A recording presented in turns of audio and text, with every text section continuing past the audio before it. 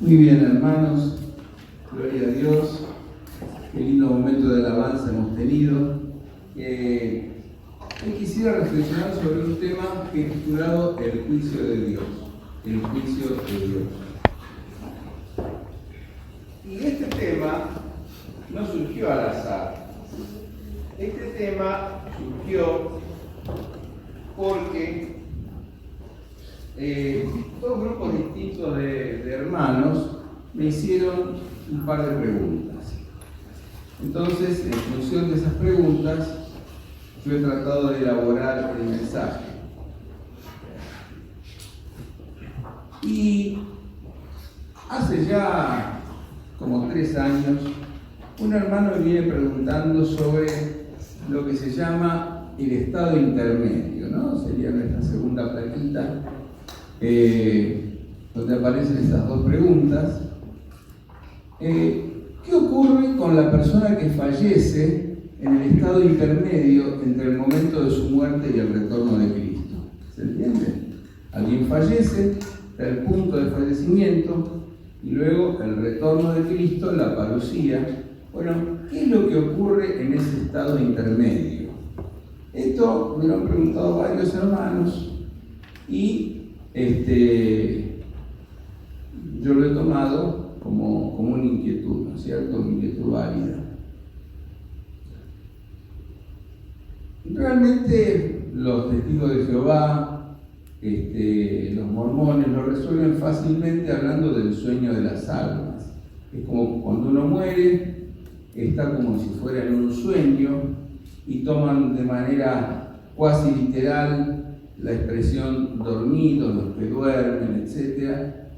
Y luego entonces viene la resurrección en el retorno de Cristo, ¿no es cierto? Así responden estas sectas que son tanto los testigos de Jehová como los mormones. La segunda pregunta es la siguiente.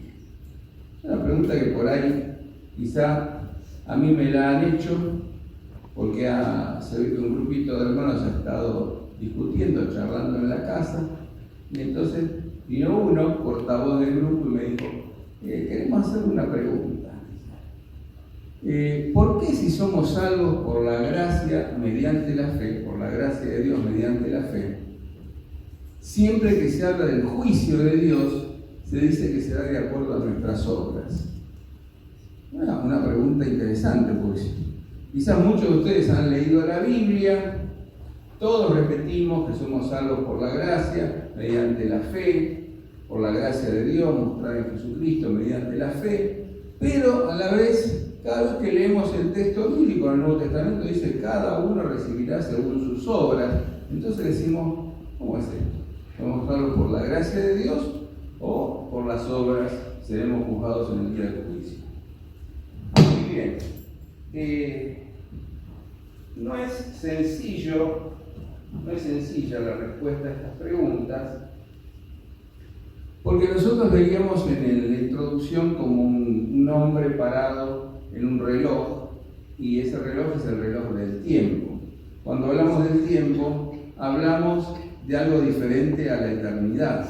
La eternidad y el tiempo son cuestiones distintas, ¿no es cierto? La eternidad de Dios actúa en el tiempo, pero la eternidad no es el tiempo. Dios, decía San Agustín, creó el mundo no in tempore, no en el tiempo, sino cum tempore, o sea, con tiempo. Dios creó, es creador del tiempo, ¿no es cierto? Ahora, ¿qué pasa? Nosotros sabemos que Dios ve el tiempo en su totalidad, pero los seres humanos, que sabemos de nuestra finitud, que sabemos realmente de que somos seres finitos, los seres humanos, además de conocer esto, somos pecadores. Y nuestro pecado nos hace tener una cierta relación con el tiempo. A veces queremos retener el presente, ¿no? Ustedes o algunos conocerán ese bolero, ¿no?, antiguo, que dice: reloj, no marques las horas, haz esta noche perpetua. Es decir, como retener el presente. Bueno, los más grandes asienten con la cabeza, ¿no? Porque los boleros eran de otra época, pero bueno, los más grandes asienten con la cabeza. Y, por ejemplo, o algunos se aferran del pasado. Personas que están siempre recordando los momentos del pasado, ya sean agradables, como idealizando el pasado, o sean desagradables, ¿no? Y bueno, recuerdan esos momentos desagradables del pasado. ¿Se acuerdan lo que le pasó a la mujer de Lot por mirar el pasado? Por mirar hacia atrás, se quedó hecha una estatua de sal, quedó paralizada, quedó petrificada. Otros miran hacia el futuro, pero miran hacia el futuro ¿con qué? Con pesimismo, y entonces no actúan. De manera entonces que los seres humanos tenemos distintas actitudes en relación al tiempo, pero en general hay como un temor a la muerte, y uno podría decir, más que un temor a la muerte, es un temor al juicio de Dios. Y les digo, ¿por qué? Porque la persona que niega a Dios, muchos se suicidan diciendo, bueno, la verdad que quería descansar de los sufrimientos de esta vida. Ahora entonces, ¿cuál es la suposición? Que después de la muerte existe la nada. O sea, nada. No hay nada más. Nosotros creemos que después de la muerte está Dios. Antes de la muerte está Dios. Y antes de nuestro nacimiento está Dios. Desde el siglo hasta el siglo, Él es Dios, ¿no es cierto? Ahora entonces, por otro lado, es propio de la condición humana, ¿no es cierto?, aspirar a la integración y a la totalidad de la vida en una unidad. ¿Qué quiere decir esto? Yo quiero decirles esto. La idea de una vida más allá de la muerte es tan antigua como el ser humano de todos los tiempos y culturas. En todos los tiempos y culturas el ser humano tuvo esta intuición de trascendencia. ¿Sí? Si nosotros pensamos, por ejemplo, en pueblos antiguos, bueno, había una intuición de trascender. Los faraones eran momificados, por ejemplo, y podríamos poner una cantidad de ejemplos en ese sentido, ¿no? Ahora, el ser humano tiende a la trascendencia. Es propio de él aspirar a la totalidad y a la integración de la vida, como les decía, en una unidad. Pero tal aspiración viene tras la muerte, en la resurrección y el juicio de Dios. Fíjense ustedes que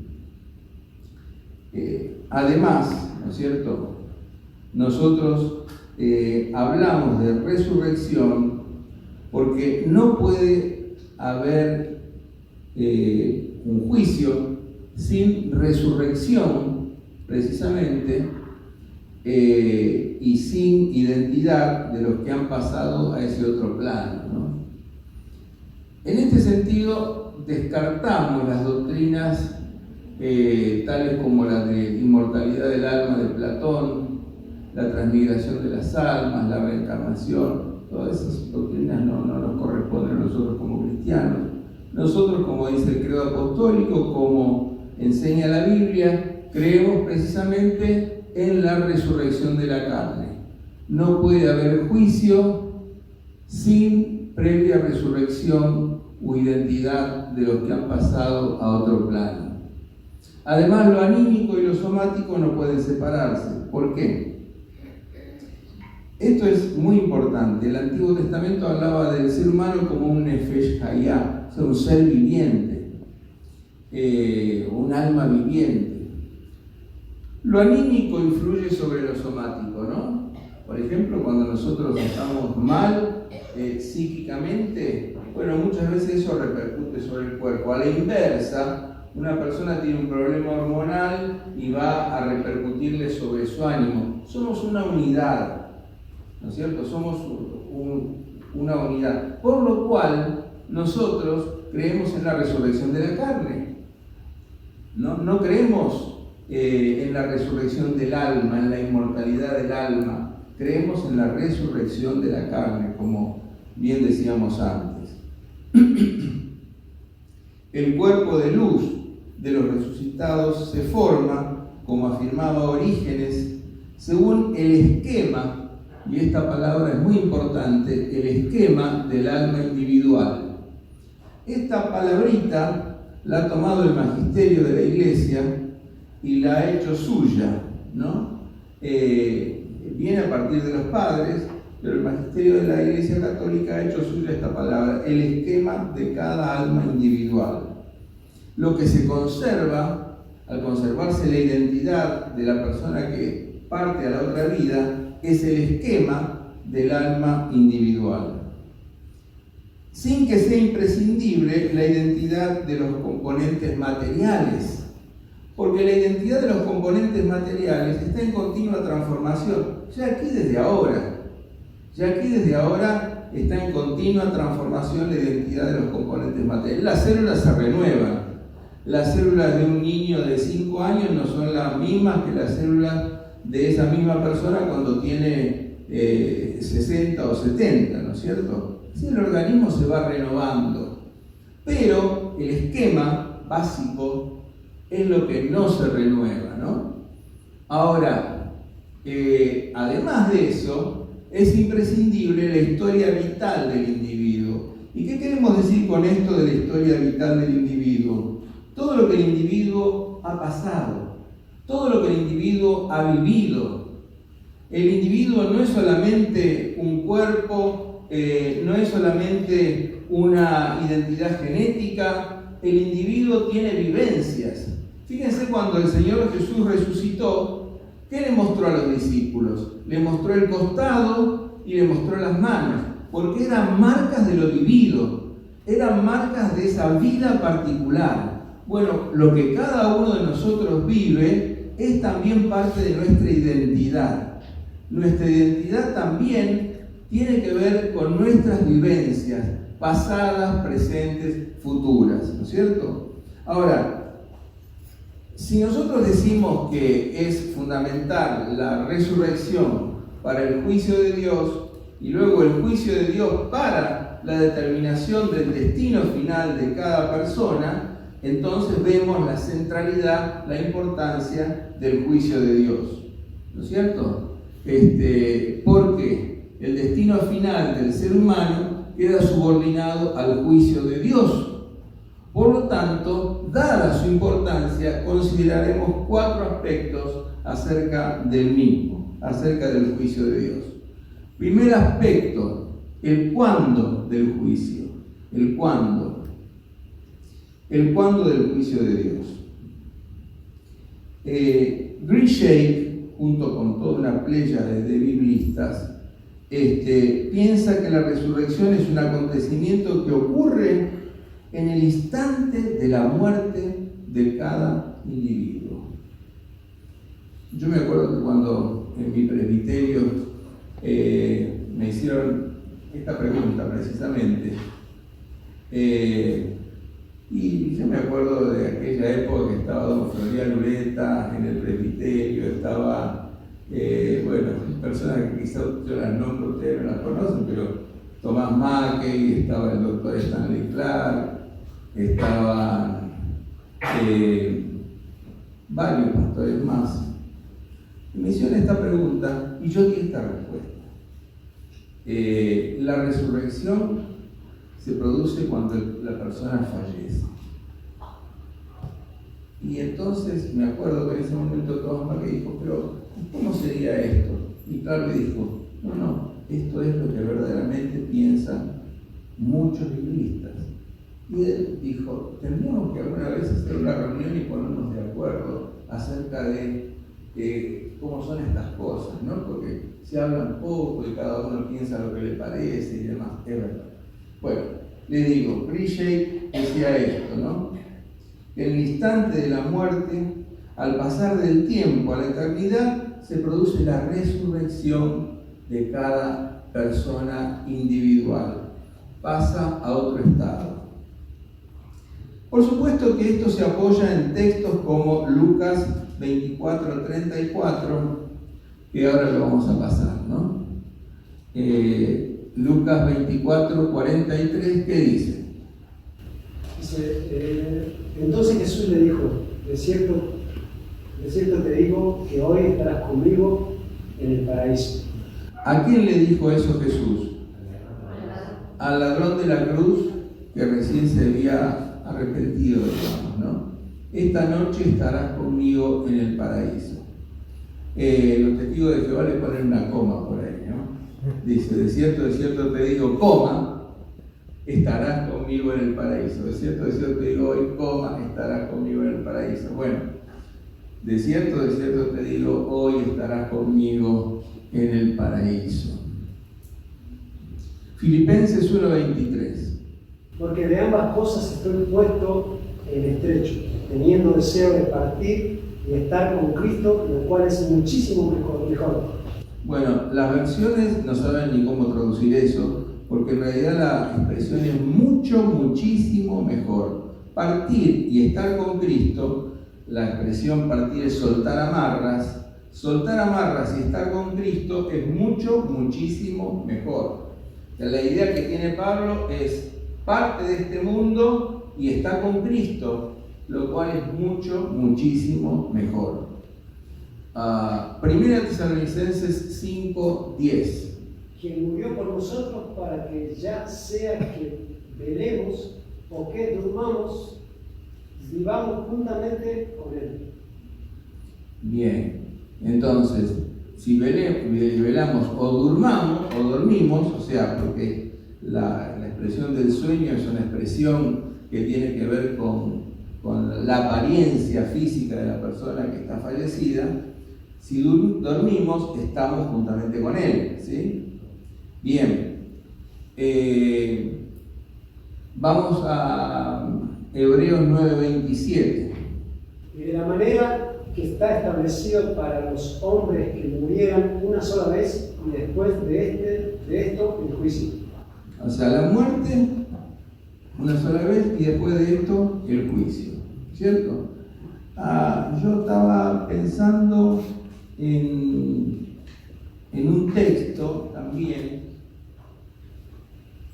aquí que me olvidé de agregar, pero me parece muy importante, que se encuentra en 2 Corintios, capítulo 5, que dice, sabemos que si nuestra morada terrenal, este tabernáculo, se deshiciere, 2 Corintios 5:1, tenemos de Dios un edificio, una casa, no hecha de manos, eterna en los cielos. Miren qué versículo interesante. Yo muchas veces lo he utilizado cuando despedimos personas en los servicios que hacemos, ¿no es cierto? Sabemos que si nuestra morada terrenal se deshiciere, este tabernáculo, tenemos de Dios un edificio, una casa no hecha de manos, eterna en los cielos. Es decir, la idea aquí, esta idea, es que cuando nosotros partimos de este mundo, resucitamos a la presencia de Dios en la eternidad y allí entonces viene el juicio. Bien, realmente pertenecer a Cristo es vivir una vida indestructible. Ya comienza aquí, por el Espíritu, pero continúa por la eternidad. Esta vida indestructible ha sido anticipada por Cristo. ¿Cómo? En su muerte y en su resurrección. Jesús murió y resucitó. Y Él entonces es las primicias de lo que va a ocurrir con nosotros, ¿no? Es el primero. Nosotros somos llamados las primicias y luego todos, ¿sí? Ahora entonces, esto es para todo ser humano y se concreta en la vida de los que mueren al yo y viven para Cristo. Sin embargo, hay otra intuición que la llamamos B, la intuición B. La intuición A es morimos y pasamos a la eternidad, a la resurrección y al juicio de Dios. La intuición B Dice, para otros, la resurrección y el juicio se producirá con el retorno del Hijo de Dios, la destrucción de la presente creación y los nuevos cielos y la nueva tierra. Es decir, acá estamos en un tema distinto. Y ahí también vamos a citar algunos textos. En primer lugar, este primero, Juan 11, 23, 24. Jesús le dijo, tu hermano resucitará. Marta le dijo, yo sé que resucitará en la resurrección, en el día postrero. Claro, tu hermano resucitará. Pero ¿cuál era la idea del momento? Sí, bueno, va a resucitar en el día postrero, ¿sí? En el día final. Es decir, ustedes fíjense cómo se dilata la resurrección hacia el final de los tiempos, hacia el final de este tiempo, ¿no? Vamos a otros textos, Marcos 13, 26 y 27. Entonces verán al Hijo del Hombre que vendrá en las nubes con gran poder y gloria, y entonces enviará a sus ángeles y juntará a sus escogidos de los cuatro vientos, desde el extremo de la tierra hasta el extremo del cielo. Bueno, acá está la reunión final, ¿no es cierto?, de todos los escogidos de Dios, desde todos los ángulos de la tierra, desde todos los puntos de la tierra, esta reunión que también está presentificada en el banquete eterno, donde vendrán de oriente, de occidente, del norte y del sur, y se sentarán a la mesa y un cordero los pastoreará, ¿no? Bueno, pero el libro de Daniel, que fue el último libro del Antiguo Testamento en escribirse, ya traía esta idea de la resurrección, del juicio, etc. A ver, ¿qué dice? Daniel 7:13. He aquí con las nubes del cielo venía uno como un hijo de hombre. Bien, y Daniel 12:2. Y muchos de los que duermen en el polvo de la tierra serán despertados, unos para vida eterna y otros para vergüenza y confusión perpetua. Y unos para vergüenza y confusión perpetua. Es importante hacernos esta pregunta, ¿no? Porque, a ver, tenemos una postura A que dice, fallecemos, resucitamos y viene el juicio de Dios. Tenemos otra postura B que dilata este juicio de Dios, vamos a decirlo así, hacia el final de los tiempos. Es muy importante pensar en que hay, sin embargo, algunos indicios, porque tenemos algunos otros textos más, ¿no?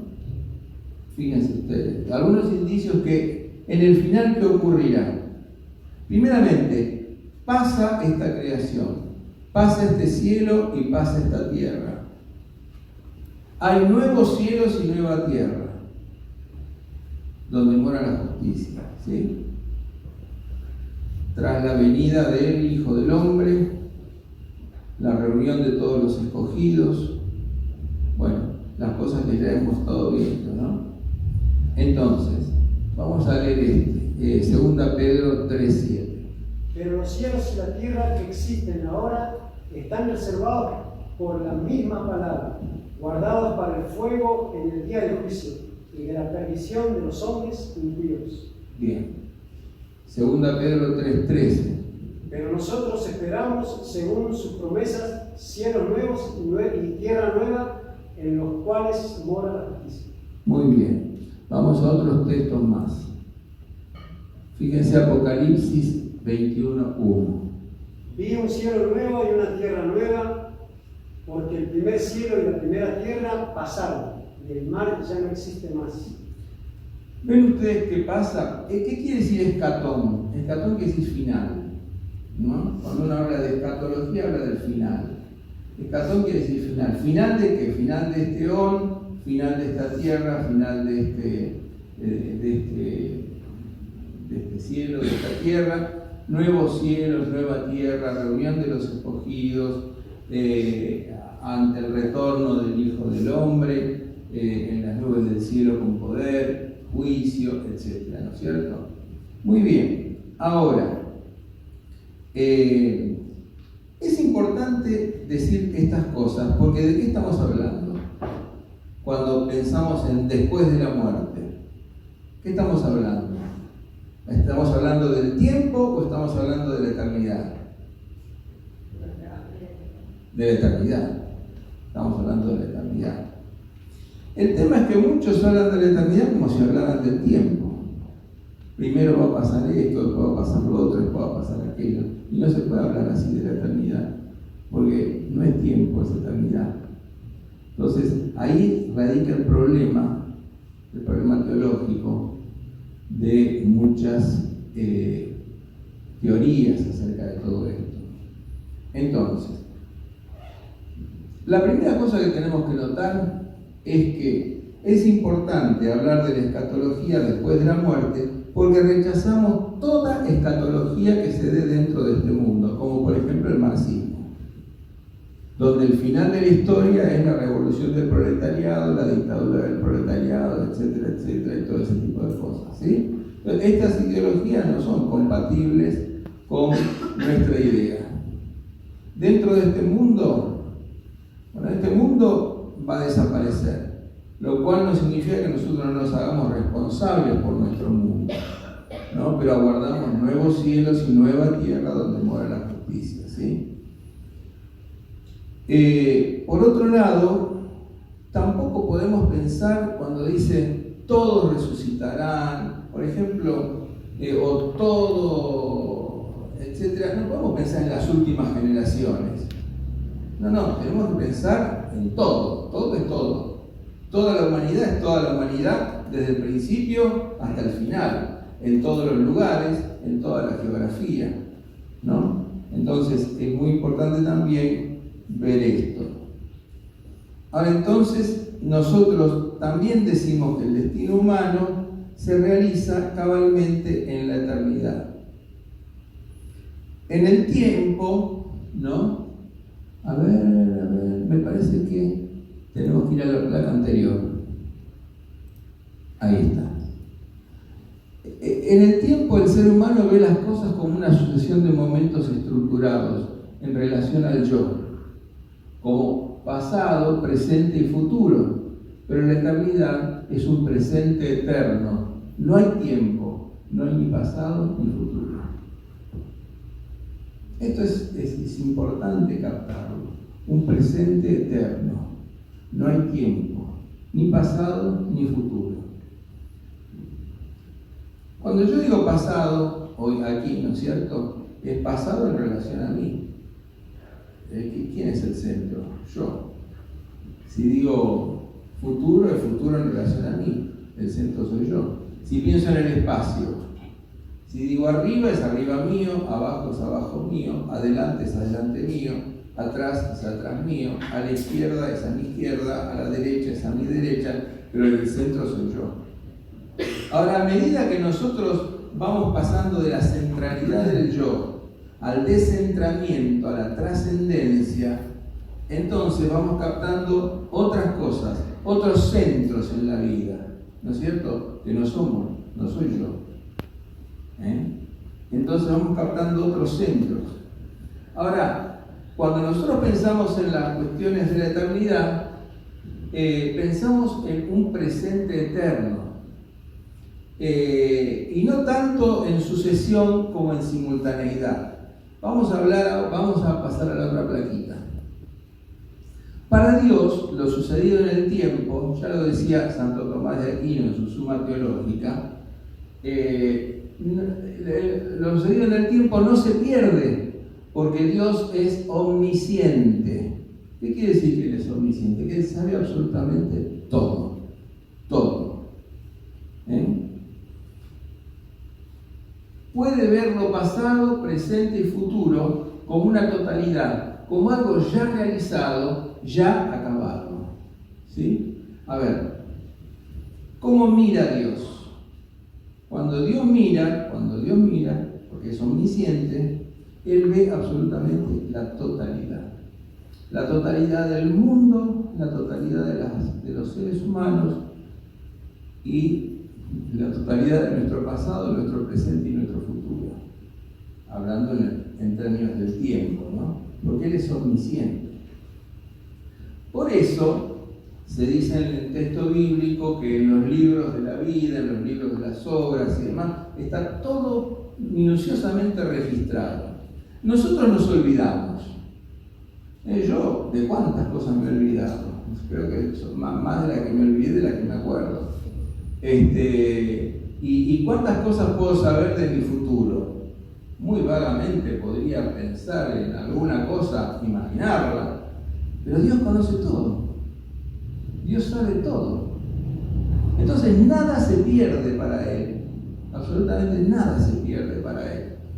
Entonces acá ahí se resuelve el problema del cuándo de la resurrección y del juicio de Dios.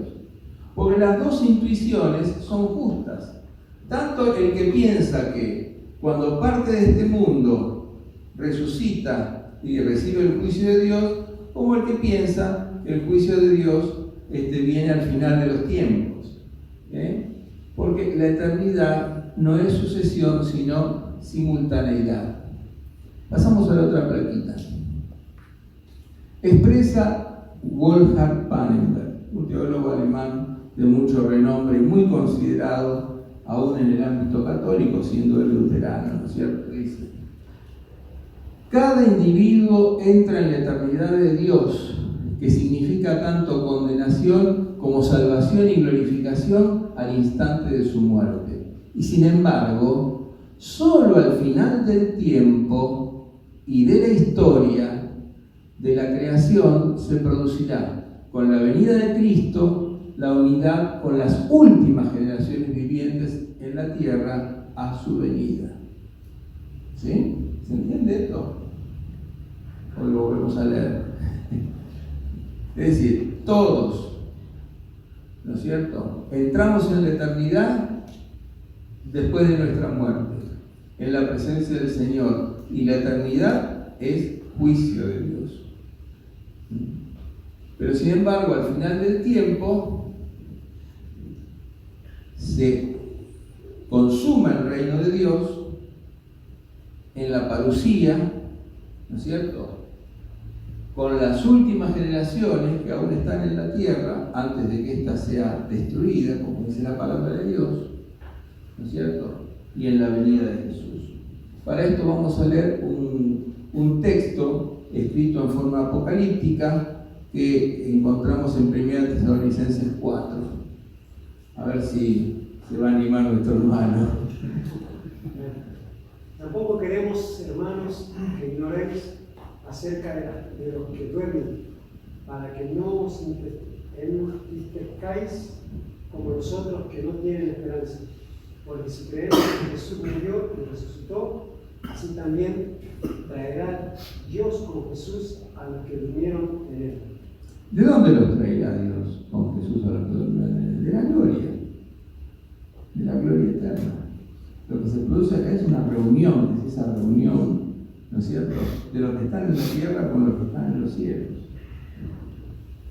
Por lo cual os decimos esto en palabra del Señor, que nosotros que vivimos, que habremos quedado hasta la venida del Señor, no precederemos a los que durmieron. Bien, Pablo creía en el primer siglo que Jesús venía enseguida. Bueno, es un poco la fe que tenemos que tener todos, ¿no? Que el Señor viene pronto, que el Señor viene ya. Pero bueno, tardó un poco más esa venida. Adelante. Porque el Señor mismo, con voz de mando, con voz de arcángel, con trompeta de Dios, descenderá del cielo, y los muertos en Cristo resucitarán primero. Luego nosotros, los que vivimos, los que hayamos quedado, seremos arrebatados juntamente con ellos en las nubes para recibir al Señor en el aire. Así estaremos siempre con el Señor. Bueno, aquí se produce entonces esa postrera reunión de la cual hablábamos antes, ¿no es cierto? Esa reunión en donde tanto los que están en los cielos como los que están en la tierra, en el retorno de Cristo, se reunirán en una reunión final. Yo me acuerdo que en una reunión del MEI, ¿no? Misión Evangélica Interamericana, ¿no? Iberoamericana, exactamente. Fue en Córdoba. Me tocó predicar 3 noches y prediqué sobre 1 Corintios 13. Primera noche, la necesidad del amor. Segunda noche, el carácter del amor. Tercera noche, la eternidad del amor. Y ustedes fíjense lo que dice en 1 Corintios 13, 12. Ahora vemos por espejo, oscuramente, mas entonces veremos cara a cara. Ahora conozco en parte, pero entonces conoceré como fui conocido. O sea, Dios no conoce en parte, Dios conoce todo. Ahora, este conocimiento de Dios de todo, esta omnisciencia de Dios, no interfiere con nuestra libertad, ¿no? Dios ve y de una mirada conoce lo que para nosotros pasó, pasa o pasará. Sin embargo, nosotros tomamos nuestras decisiones en forma libre, en forma autónoma, porque Dios ve, pero no causa nuestras acciones, a no ser que nosotros nos pongamos en sus manos y pidamos que Él mueva en nosotros el querer como el hacer, conforme a su buena voluntad, ¿no? Entonces,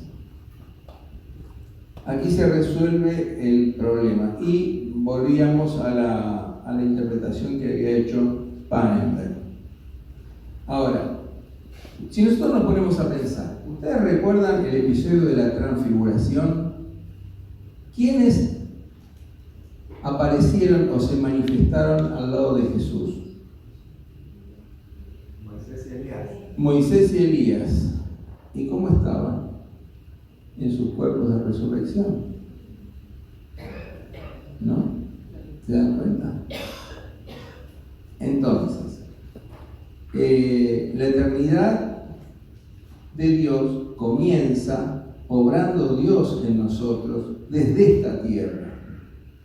De cierto os digo, el que oye mis palabras y crea al que me envió, no vendrá a condenación, ya que tiene vida eterna y pasó de muerte a vida. Juan 5, 24. Y 1 Juan 3, 2, fíjense ustedes, amados, ahora somos hijos de Dios y aún no se ha manifestado lo que hemos de ser, pero sabemos que cuando Él se manifieste, seremos semejantes a Él, porque lo veremos tal como Él es.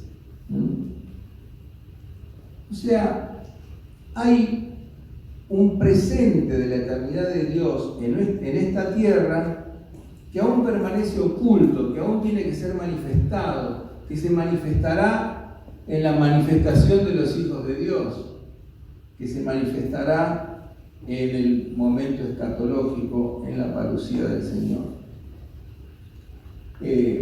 Cuando se habla de la resurrección, en la parucía, se utilizan también mayormente estos términos en forma casi intercambiable como manifestación, vendrán, ¿no? La creación anhela fervientemente la manifestación de los hijos de Dios. Fíjense, ¿no? Anhela fervientemente la manifestación de los hijos de Dios. En 1 Corintios 15, 35, ¿cómo resucitarán los muertos? ¿Con qué cuerpo vendrán? ¿Vendrán de dónde? De la gloria de Dios. Por eso entonces decimos acá, la vida de Dios en nosotros es indestructible. La muerte no nos puede separar del amor de Dios. Ni la vida, ni la muerte, ni ángeles, ni principados, ni potestades, ¿se acuerdan? Nos puede separar del amor de Dios que es en Cristo Jesús. Esa vida eterna que pregustamos en esta tierra está oculta y habrá de manifestarse tras la muerte y glorificación. Por esta razón, de modo casi intercambiable con resurrección, se utilizan términos como manifestación, vendrán, para referirse a los creyentes. ¿Sí?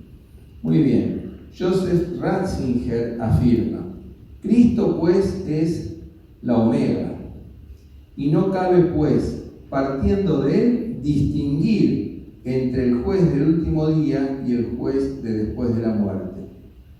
Cuando el ser humano entra en la eternidad, entra en su destino definitivo. El fuego del juicio del Señor lo quema hasta dejarlo sin escorias, de modo que puede transformarse en un vaso de gloria y gozo eterno.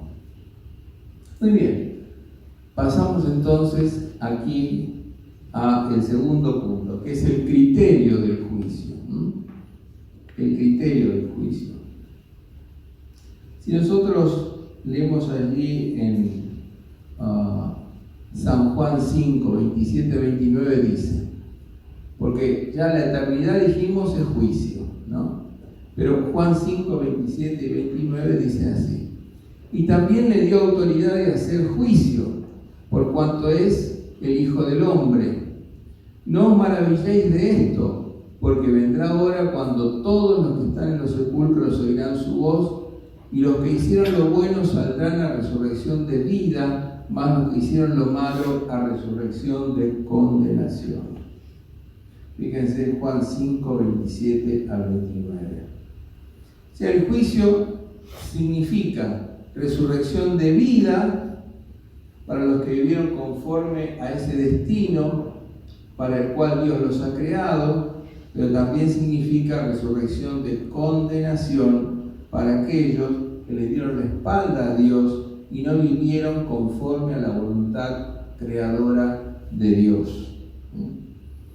La vida humana es como una armonía musical, como una melodía perfecta, pero que por causa del pecado y de las contradicciones nuestras, en medio de esa melodía se producen disonancias estridentes, ¿no? Entonces, en esta vida no sirven las represiones, las fachadas o las máscaras, porque la eternidad de Dios exige pureza y armonía. ¿Significa esto que nuestra vida tiene que sucumbir inexorablemente a sus contradicciones íntimas? Bueno, tiene nuestra vida que sucumbir a sus contradicciones íntimas. Ya en el interior de la historia los hombres fueron entregados a las consecuencias de sus pecados. Vamos a leer Romanos 1, 24 y 28. Por lo cual también Dios los entregó a la inmundicia en las concupiscencias de sus corazones, de modo que deshonraron entre sí sus propios cuerpos. Y como ellos no aprobaron tener en cuenta a Dios, Dios los entregó a una mente reprobada para hacer cosas que no convienen. Bien, ¿se dan cuenta? ¿Qué significa esto? En el juicio, digamos, Dios no añade castigos adicionales o caprichosos, sino que cada vida sigue el curso de sus decisiones. Estos, a consecuencia de sus pecados, han sido entregados ¿a qué? A las consecuencias del pecado. ¿Y el pecado con qué paga? Paga con la muerte. Ahora, Dios no es solamente el juez, sino es creador y es salvador, ¿sí? Por eso Dios va tras sus criaturas como buen pastor para rescatarlas. Por eso Él mismo entregó o abandonó a su Hijo unigénito, ¿no? Para cargar y expiar nuestros pecados en la cruz del Calvario y para darnos vida eterna. En Juan 3:16 dice: porque de tal manera amó Dios al mundo que ha entregado a su Hijo unigénito para que todo aquel que en él cree no se pierda, mas tenga vida eterna. Y en 1 Pedro 2:24 dice que Él llevó nuestros pecados en el madero para que nosotros, estando muertos a los pecados, vivamos a la justicia, y por cuya herida fuisteis sanados. Ahora, aquellos que hemos sido reconciliados por Dios a través de Jesucristo y recibimos la vida eterna ya en esta tierra, ¿seremos también juzgados por nuestras obras? Acá está un poquito la pregunta, ¿no es cierto? Aquellos que hemos sido reconciliados por Dios a través de Jesucristo, recibimos la vida eterna, ¿seremos también juzgados por nuestras obras? La respuesta es que sí. La respuesta es que sí. Cada uno de nosotros, todos los que estamos acá, también vamos a ser juzgados por nuestras obras. Ahora, por nuestras obras pasadas, presentes, futuras, porque Dios es omnisciente, ¿no? Ahora entonces, fíjense ustedes que decimos que la respuesta es que sí, pero que esto no anula para nada que la salvación sea por gracia mediante la fe. Pero entonces, ¿cómo es esto? Vamos a tratar de responder esa segunda pregunta. ¿Cómo es esto? Bueno, la respuesta es la siguiente. El juicio por obras no es para condenación de los creyentes, sino por la gracia de Dios para purificación de las disonancias del pecado. ¿Sí? ¿Para qué es entonces el juicio por obra de los creyentes? Para purificación. ¿Sí? Para purificación. Malaquías 3:2, ¿qué dice? ¿Quién podrá soportar el tiempo de su venida? ¿O quién podrá estar de pie cuando Él se manifieste?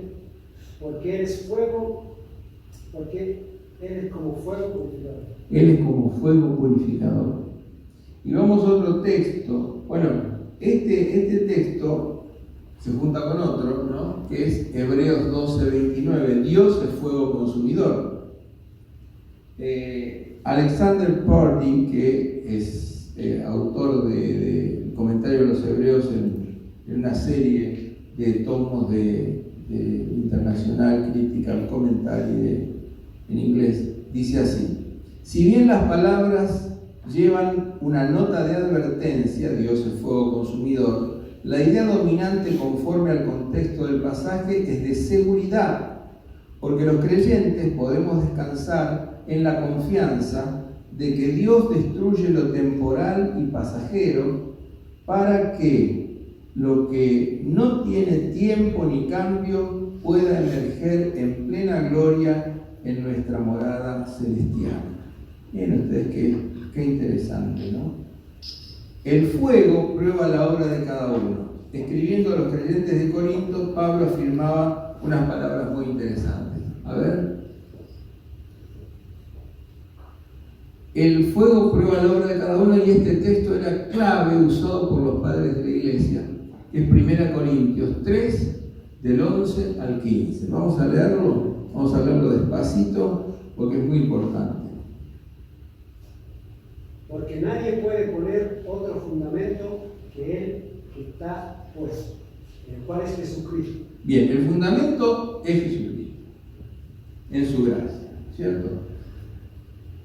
Y si sobre este fundamento alguno edificare oro, plata, piedras preciosas, madera, heno, hojarasca, la obra que cada uno se hará manifiesta, porque el día la declarará, pues por el fuego será revelada, y la obra de cada uno, cual sea, el fuego la probará. Si permaneciere la obra de alguno que sobreedificó, recibirá recompensa. Si la obra de alguno que quemare, él sufrirá pérdida. Si bien el mismo será salvo, aunque así como por fuego. La imagen es como atravesando el fuego, será salvo como pasando por el fuego, ¿no? Ahora entonces, ¿qué significa esto? Que en ese juicio por obras, Dios nos purifica, Dios nos quita la escoria de nuestras malas obras, ¿sí? Para que entremos limpios y puros en el santuario celestial.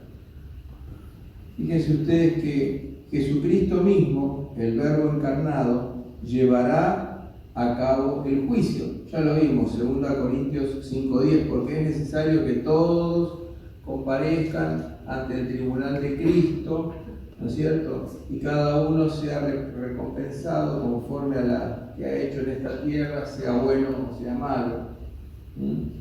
O el pasaje que hemos leído de Hechos 17:31, ¿no? Pero eso es de vital importancia. Y por eso es importante confesar y seguir a Jesús en nuestra vida terrenal. Miren Mateo 10, 32 y 33. Dice así: el que me confiesa delante de los hombres, yo le confesaré delante de mi Padre que está en los cielos. Pero el que me niega delante de los hombres, yo lo negaré delante de mi Padre que está en los cielos. ¿Sí? El juez es también nuestro Salvador.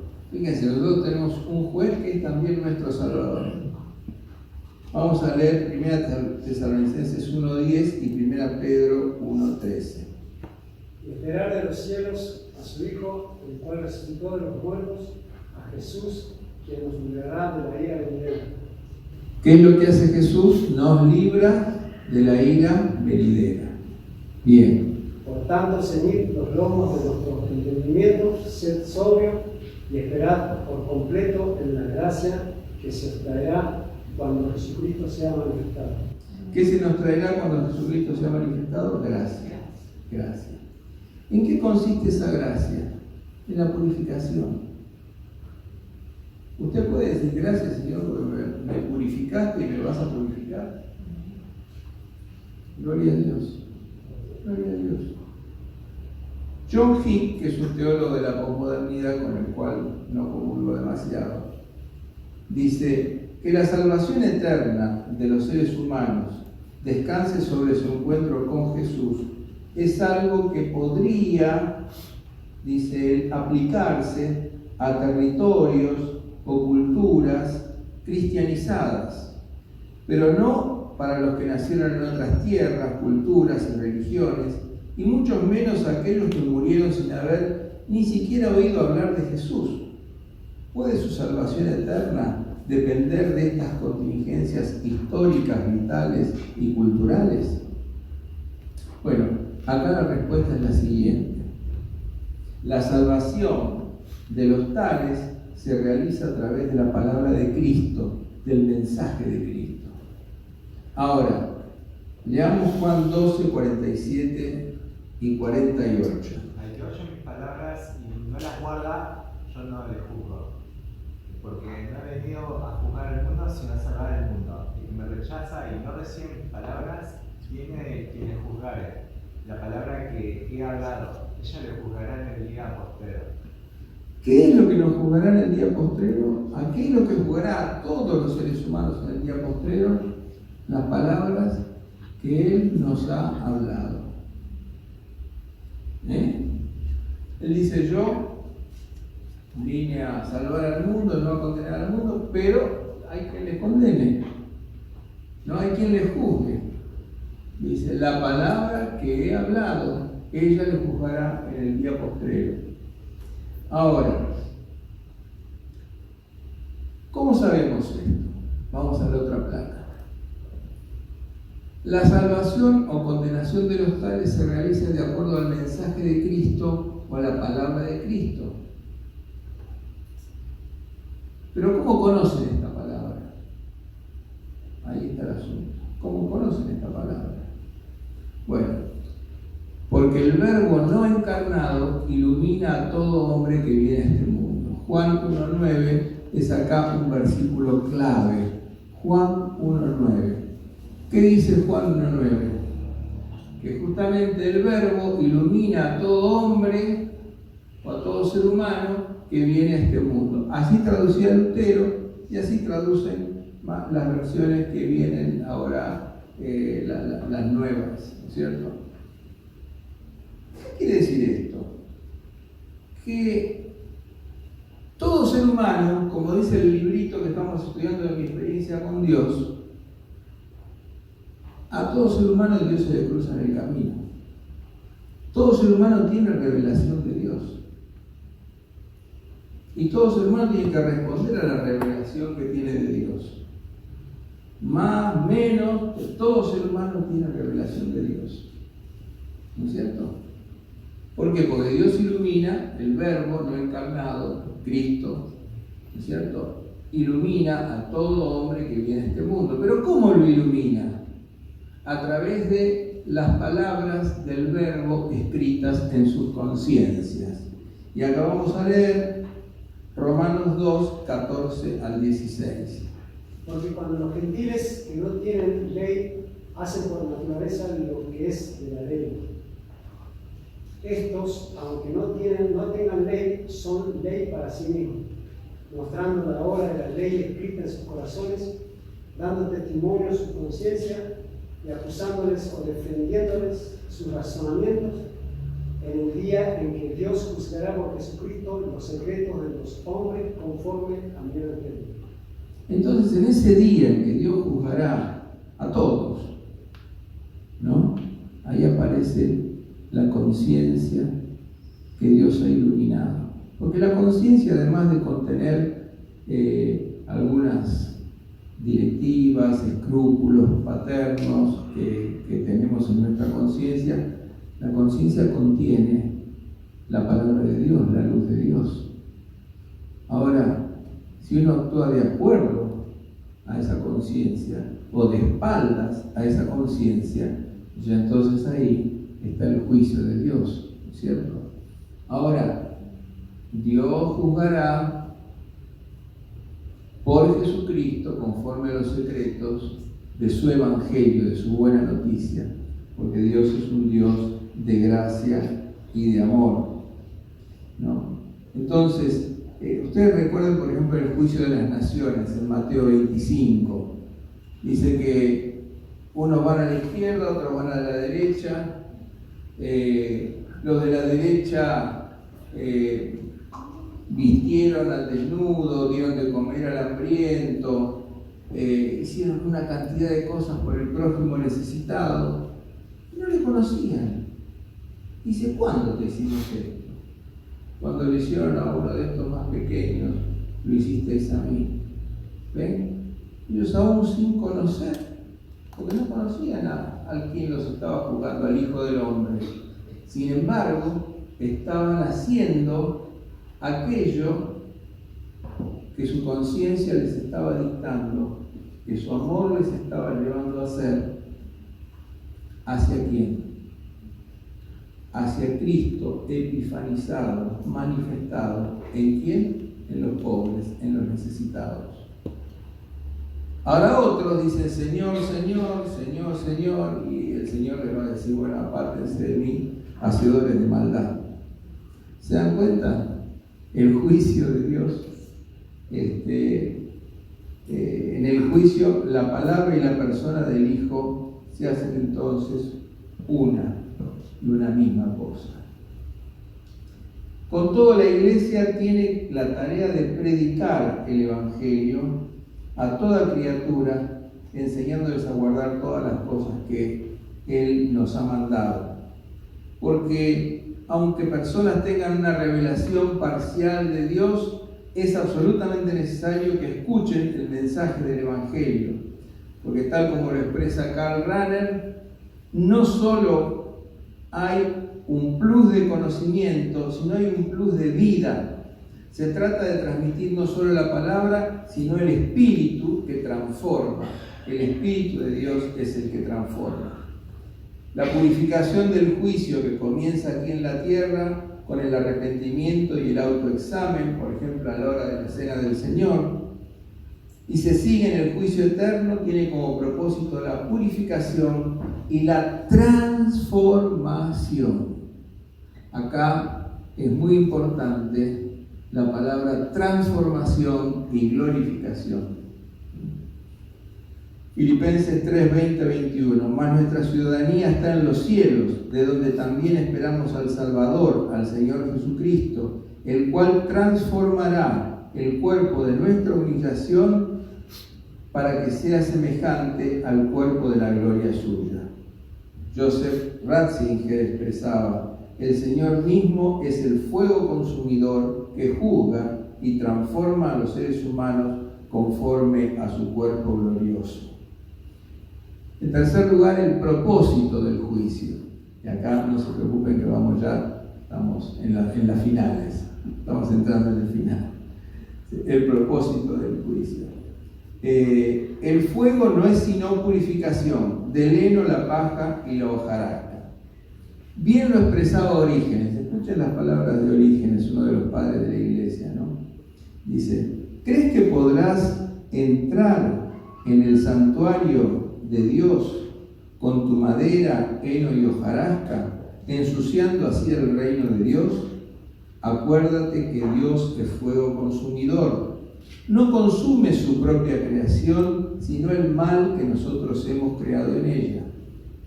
Yo tengo la madera de las malas palabras, la impulsividad y otras muchas maderas que he utilizado en la construcción de mi vida. Sé que toda esa madera morirá en el fuego del juicio. La purificación del juicio es un medio de la gracia de Dios para producir la transformación que llamamos glorificación.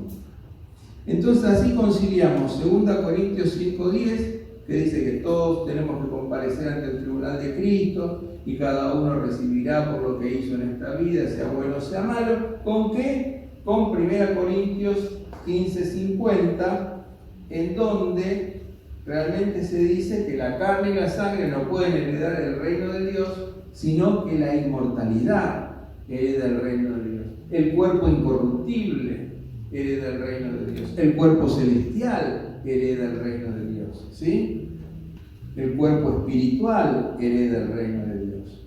De manera que entonces, si existe un juicio por obras, ese juicio por obras es para purificarnos, para poder entrar en ese estado de pureza al santuario celestial. ¿Sí? Bien, esta purificación puede ser glorificación para los creyentes, dice Pannenberg, como aniquilación para los que se obstinan en dar la espalda a Dios. En 1 Corintios 15:35 se pregunta: ¿cómo resucitarán los muertos? ¿Con qué cuerpo vendrán? ¿Ven? La respuesta es: con cuerpos. Y hay 4 palabras que se utilizan que para mí son una más linda que la otra. Dice cuerpos celestiales. Una es la gloria de los cuerpos terrenales, otra de los celestiales. Cuerpos incorruptibles, que no se corrompen. Nuestro cuerpo aquí se corrompe. Allá habrá cuerpos incorruptibles. Cuerpos espirituales. Y por último, cuerpos glorificados.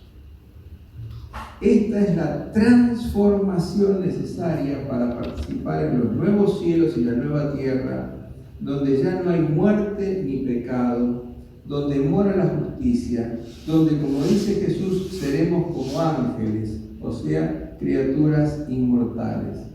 Esta transformación la da el Espíritu Santo, que nos convence de pecado, de justicia y de juicio, capacitándonos para creer en Jesús, en que Jesús es Dios, en que Él va al Padre y en que ha vencido a todos los poderes del mal.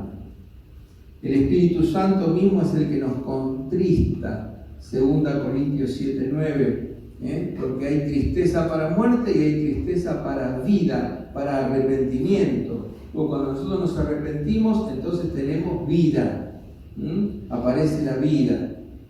El Espíritu junto con la iglesia clama: ven, Señor Jesús. Entonces, en el estado de glorificación, los redimidos y la creación entera, lea Apocalipsis 4 y 5, cantan al Cordero una melodía pura, sin estridencia alguna, diciendo: digno es el Cordero que fue inmolado de recibir el poder, las riquezas, la sabiduría, la fortaleza, la honra, la gloria y la alabanza. Gloria al Señor. Por último, la exigencia del juicio de Dios. Pero Dios, habiendo pasado por alto los tiempos de esta ignorancia, ahora manda a todos los hombres en todo lugar que se arrepientan. Esto ahora. ¿Por qué? Porque ha establecido un día en el cual juzgará con justicia por aquel a quien designó, dando fe a todos con haberle levantado de los muertos. Dios ahora, hoy, manda. No sugiere, no aconseja, ordena, manda. ¿A quién? A todos los hombres, a todos los seres humanos. A los corintios en aquel momento, a los que viven en otras culturas, en otras tierras, a nosotros, aquí en Barrio Norte, a todos nos manda que nos arrepintamos, que nos volvamos a Dios, que abandonemos nuestro pecado, que cambiemos nuestro carácter, que se refleje en nuestro carácter el Espíritu de Cristo, que nos llenemos con el amor del Señor, que empecemos a evangelizar a otros, a predicar el Evangelio a otros, a asistir a los que más necesitan, que nos perdonemos los unos a los otros y nosotros ahora a nosotros mismos como Dios nos ha perdonado, y que amemos aún al que nos ofende y al enemigo. Todo esto es posible por obra del Espíritu Santo, pero como dice la carta a los Hebreos, sin arrepentimiento no hay perdón de pecados. Es necesario arrepentirse. Entonces, ante el juicio de Dios, ¿qué tenemos que hacer nosotros? Arrepentirnos. Esa es la palabra. Volvernos a Dios. Volvernos a Dios. Y llenarnos del amor de Dios. Porque ustedes saben que cuando nosotros nos llenamos del amor de Dios, el amor de Dios echa fuera el temor. Muchos temen, ¿no?, al juicio de Dios. Digámosle a la muerte. Pero, ¿qué interesaría la muerte si es sencillamente dejar de vivir? La muerte importa y la muerte trae temor por el juicio de Dios, por la condenación eterna. Sin embargo, si nosotros nos arrepentimos, ponemos nuestra fe en Jesucristo, podemos tener plena certeza de que Él nos perdona y que hace algo más, nos purifica y nos transforma y nos glorifica. Y ya lo decimos, porque Él ve todo anticipadamente. ¿Sí? Dios es amor y el que permanece en el amor permanece en Dios y Dios en Él. En esto se ha perfeccionado el amor en nosotros, para que tengamos confianza en el día del juicio. Yo estoy confiado, Señor. Acá estoy. Vos conoces todos mis errores, mis pecados, a lo largo de mi vida, mis esfuerzos, todo está en tus manos. Mis tiempos están en tus manos. Vos conoces todo. Pero también sabes que te amo, que quiero seguirte, que te he abrazado como mi Salvador y mi Señor.